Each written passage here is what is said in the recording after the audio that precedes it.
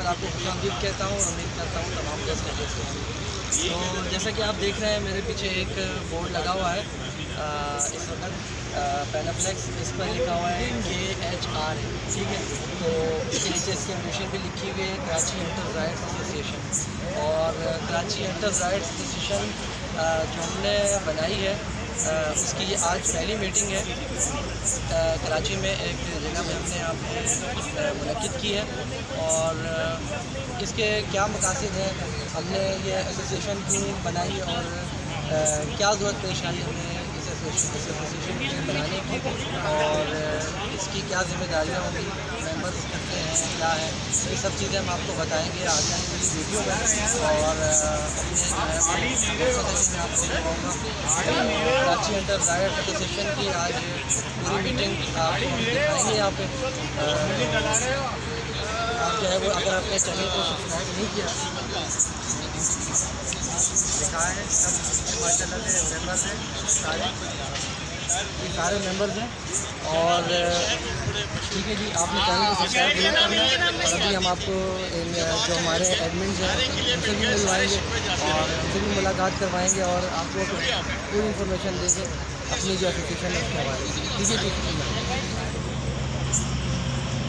तो ये मेरे साथ अभी आप देख रहे हैं सैफ खान साहब मौजूद हैं, और ये भी हमारे जो है वो खारा के एडमिन हैं, जो हम फेसबुक पर अपना पेज रन कर रहे हैं और व्हाट्सएप पर भी रन कर रहे हैं।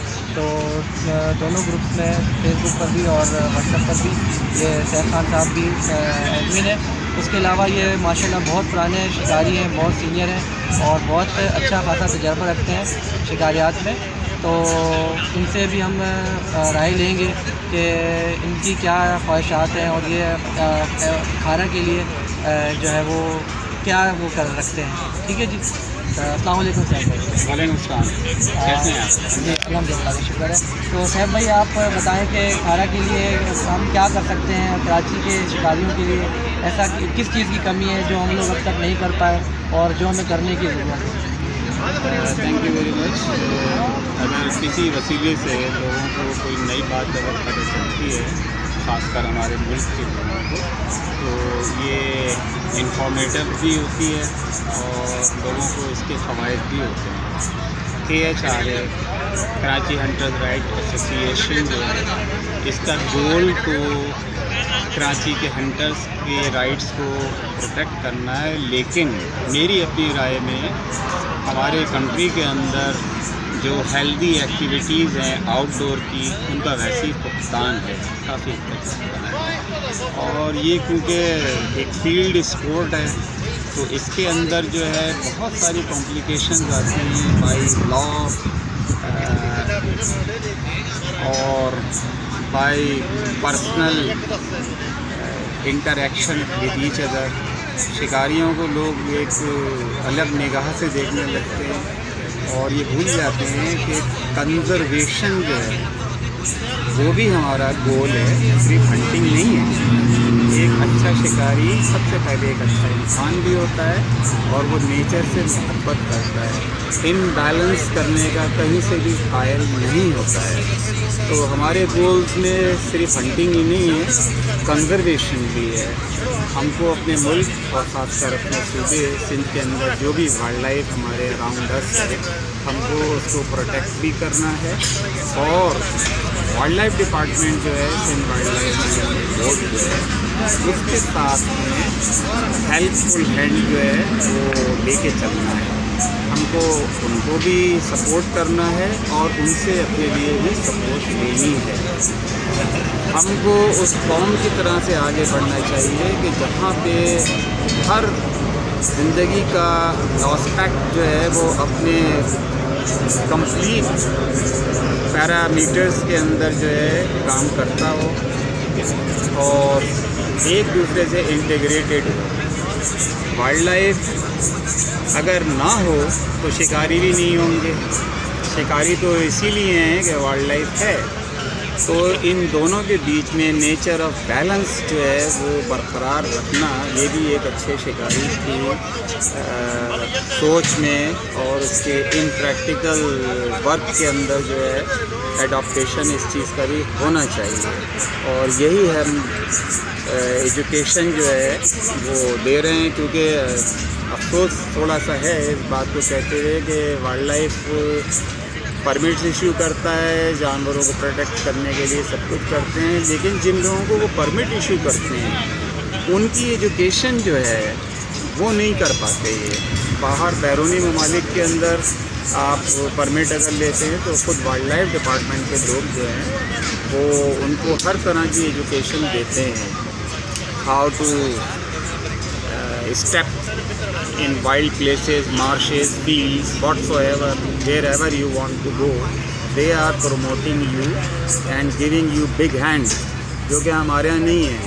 सब कुछ हमको खुद करना पड़ रहा है और आगे बढ़ने के लिए हमको खुद अपनी रहनुमाई खुद करनी पड़ रही है। हम ये चाहते हैं कि ना सिर्फ शिकारियों के अंदर जो है वो एतमाद हो और उनको पता चले कि ये कैसा स्पोर्ट है और इसकी क्या रिक्वायरमेंट्स है, इसके पैरामीटर्स क्या हैं। शिकारियों के साथ साथ वाइल्ड लाइफ डिपार्टमेंट को भी ये पता चलना चाहिए कि शिकारियों के क्या राइट्स हैं। और ये सिर्फ शिकारी ही नहीं है, ये एक बेहतरीन कंजर्वेटर भी हैं। हम तो उनकी मदद करना चाहते हैं साथ में। पाकिस्तान में 426 स्पीशीज़ जो हैं बर्ड्स की मैं बात कर रहा हूँ। चौपायत जो हैं यहाँ पे एनिमल्स जो हैं वो तो ऑलरेडी बहुत कम होते चले जा रहे हैं। उनको तो बैलेंस करना चाहिए गवर्नमेंट को भी और शिकारियों को भी। लेकिन जो माइग्रेशन करके यहाँ बर्ड्स आते हैं, बहुत बड़ी तादाद में आते हैं, तो सिर्फ उनको मारना ही नहीं है, वेटलैंड्स को सेव करना है, वाइल्ड लाइफ को प्रोटेक्ट करना है और मज़ीद इस चीज़ के बैलेंस को मज़ीद वास्ट करना है, बढ़ाना है इसको आगे, ताकि आम आदमी के अंदर भी अवेयरनेस हो कि एक चिड़िया क्या होती है। बाहर मुल्कों के अंदर पेट हाउस छोटे छोटे से बनाते हैं, वो पेस्ट प्लेसेस जो है वो पेड़ों पे या घर के बाहर लगाते हैं। हमारे यहाँ ये फैशन नहीं है। हम चाहते हैं कि ये चीज़ लोगों में जाए, इंक्रीज़ हो, उनकी सोच में आए कि हमको वाइल्ड लाइफ को कैसे प्रोटेक्ट करना चाहिए। Even street, even at Holmes, घर के बाहर जो चिड़ियाँ हैं वो भी हमारी वाइल्ड लाइफ हैं, हमारे मुल्क का असासा है, एसेट्स हैं ये सारे। तो हमारा सिर्फ हंटिंग का ही स्कोप नहीं है, बल्कि हमारा हंटिंग के साथ साथ जो है कंजर्वेशन ऑफ वाइल्ड लाइफ जो है वो भी है। और यही चीज़ मैं और हमारे दूसरे एडमिन जो है हम चाहते हैं कि लोगों के अंदर ये शऊर बेदार हो, पाकिस्तानी के अंदर ये शऊर बेदार हो कि हम जिस मुल्क में हैं हमारा हर तरह का मौसम यहाँ पे अल्लाह ताला ने रब्बुल इज़्ज़त ने हमारे मुल्क को दिया हुआ है और बहुतात है यहाँ पे वाइल्ड लाइफ की। लेकिन इसको कंजर्व करने के लिए, आने वाली नस्लों के लिए हमको अभी से काम करना है। अगर हमने अभी से काम नहीं किया तो बहुत सारी स्पीशीज़ बर्ड्स की और बहुत सारी नस्लें जानवरों की ये हमारे कंट्री से वैनिश हो जाएंगी, जिस तरह से और दूसरे ममालिक के अंदर वैनिश हो चुकी हैं। तो खारा जो है KHRA, उनका जो बेसिक है वो ये है कि not only hunting but conservation of wildlife also a goal which we have to achieve inshallah in future. इंशाल्लाह। बहुत शुक्रिया सैफ भाई, आपने अपने जज्बात का इजहार किया, बहुत खुशी हुई। और ये थे सैफ भाई, चलते हैं और Thank you very much. Thank you.